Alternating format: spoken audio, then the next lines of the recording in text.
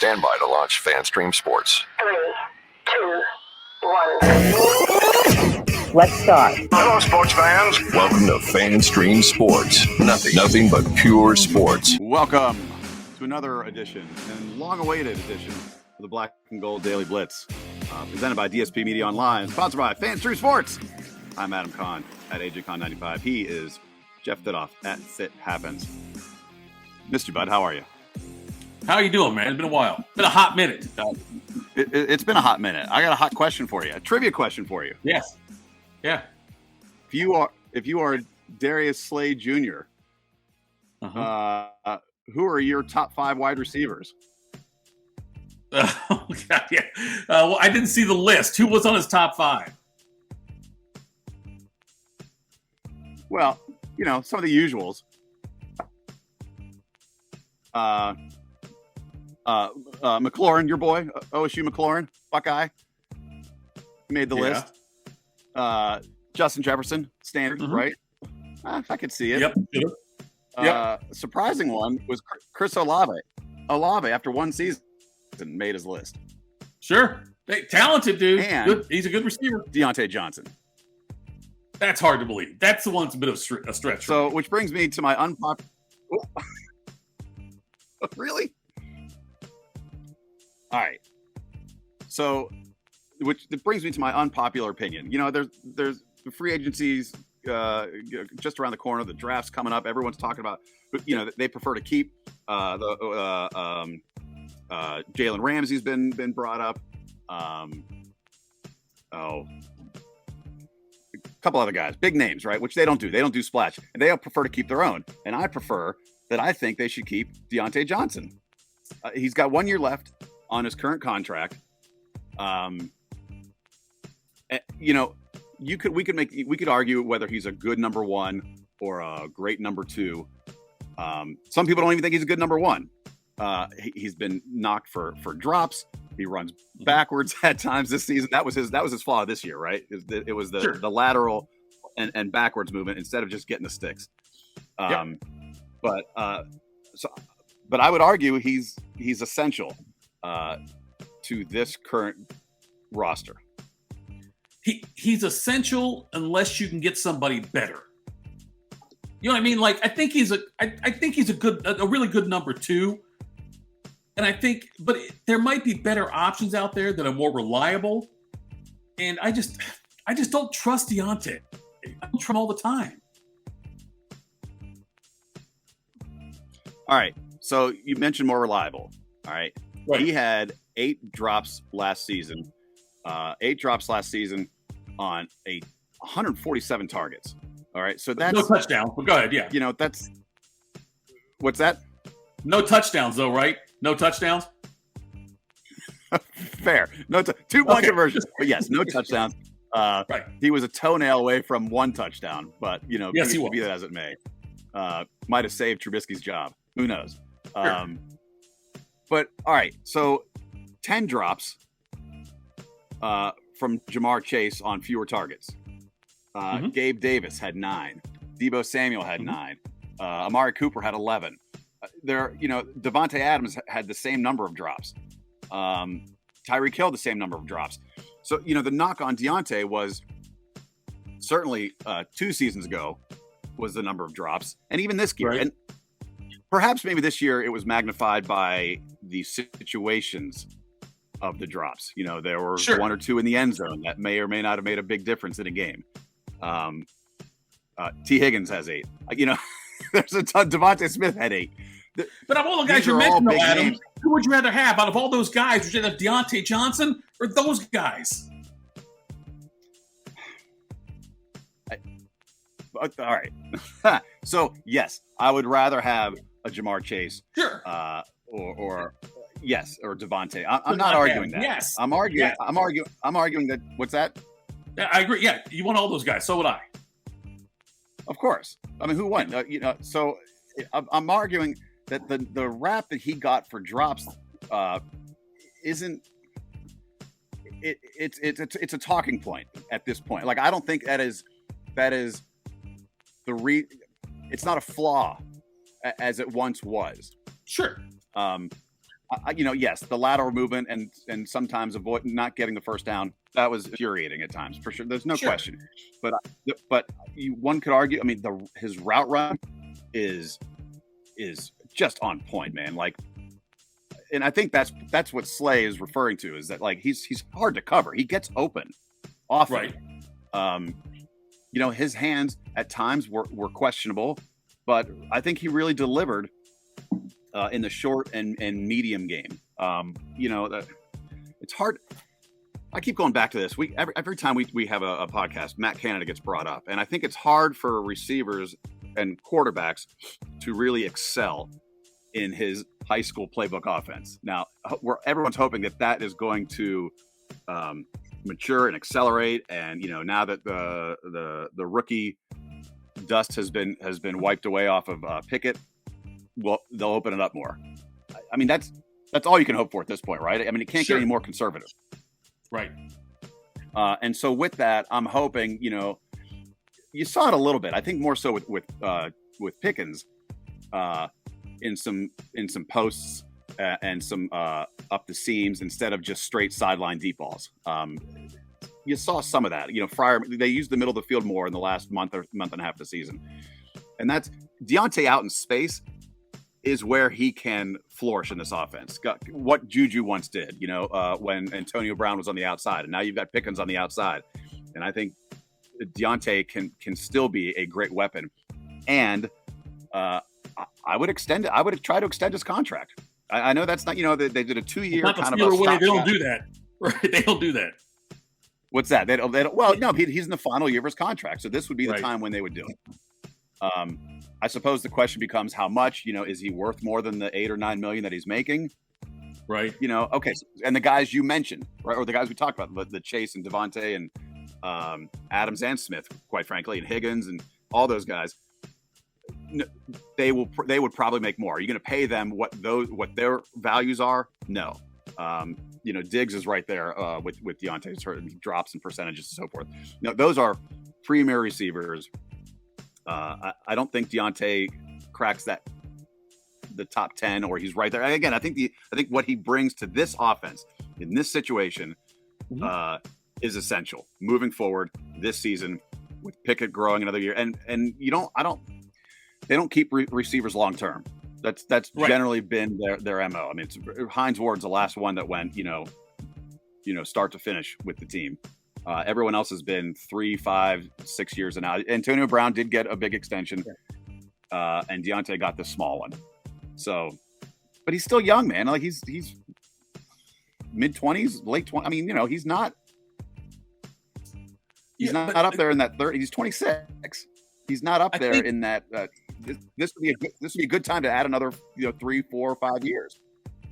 So I agree-ish with you, because like I say, yes, if you're not going to get somebody better, I'm not saying you cut bait with Dionte and you did. If you're convinced like this is the best we're going to do for the money we're going to spend, then yes, I think Dionte Johnson is essential to this team next year, and maybe the year after that, and maybe the year after that.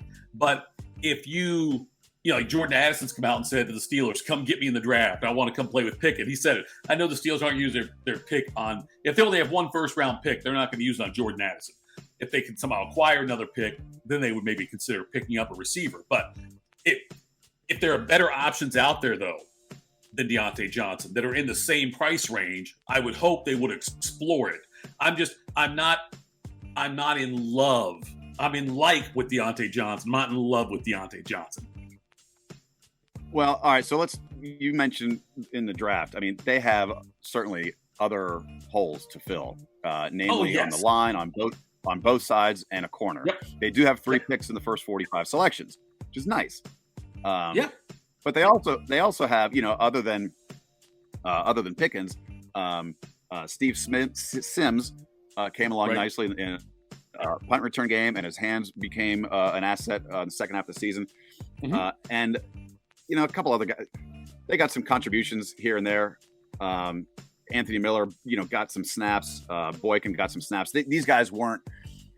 These were like the 4 or 5 wide guys. But Calvin Austin III, out for the season as a rookie with an injury, was also tabbed as having amongst the best hands coming out of college.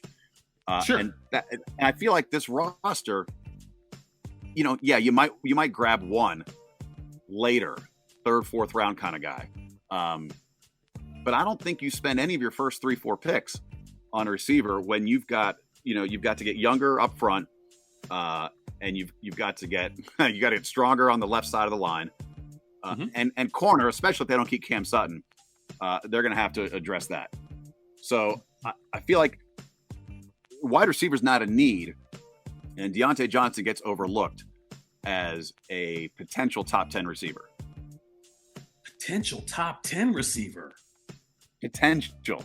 Listen, he's got 85 catches each of the last 3 years.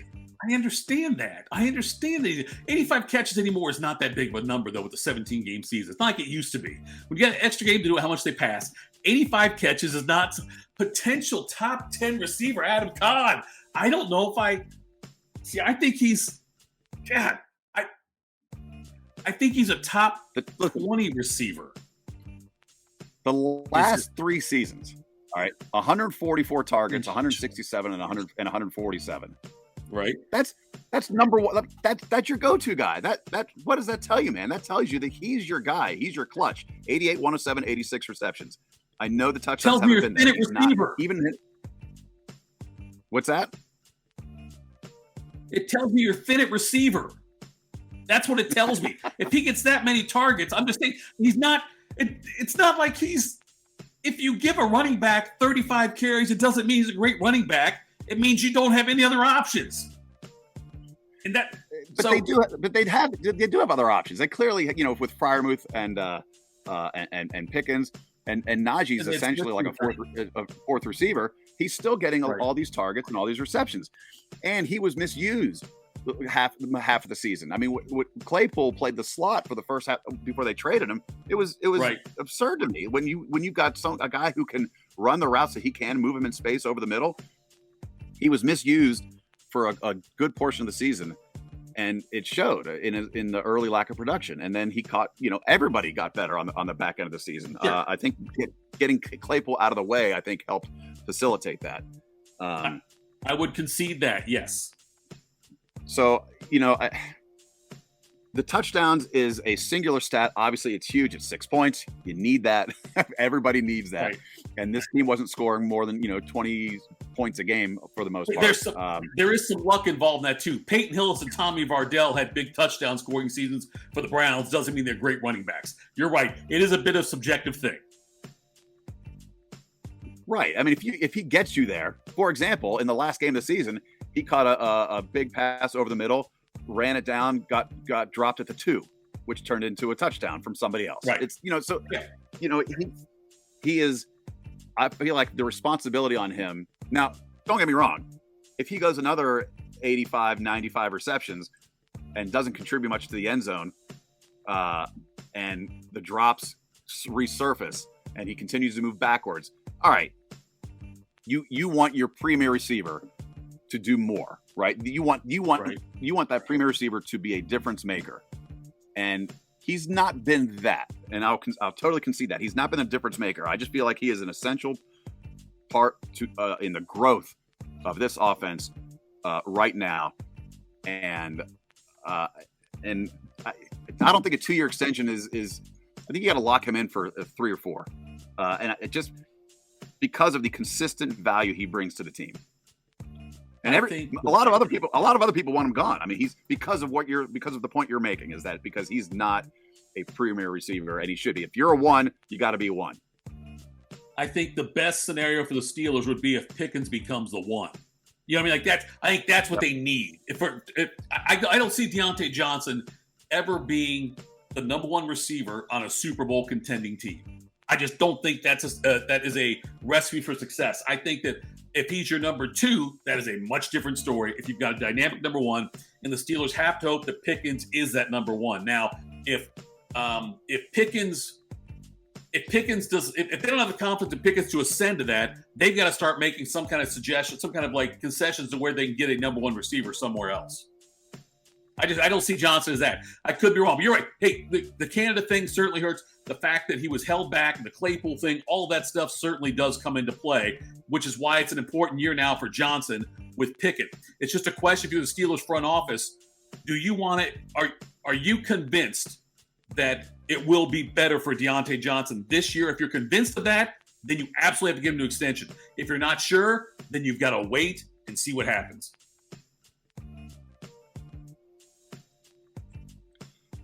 That's fair.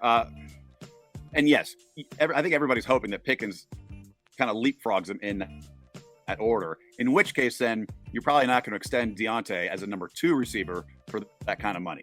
Sure. Which right, makes my whole point mute if he doesn't elevate his game. Right. Or if Pickens leaps over him. Yeah. Quick anecdote about this. Blaine Stewart, not a longtime assistant, but he's been an assistant with the team for 5 years. He has moved on to West Virginia, was an assistant under Ike Hilliard, and then Frisman Jackson last year. And part of that developing of receivers of Claypool and Dionte and guys over the last 4 or 5 years, he's been around for that. I don't know how much assistant coaches offer in terms of that, like how much credit they should receive when they're not the receivers coach, but he goes back to West Virginia, which is where an area that he's from. So next season we can revisit this and say, well, it was Stewart's fault. So the assistant coach.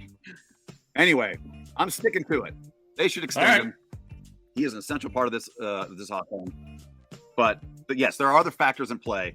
And we'll see that play out potentially as early as draft day, which is coming up. I'm very excited. Yes, it is. Let's do more of this. Let's do more of this and break down some draft prospects down the line. We'll do it. Yep. All right. He is Jeff Bidoff at Bit Happens. I'm Adam Kahn at AJ Kahn 95. This is Black and Gold Daily Blitz.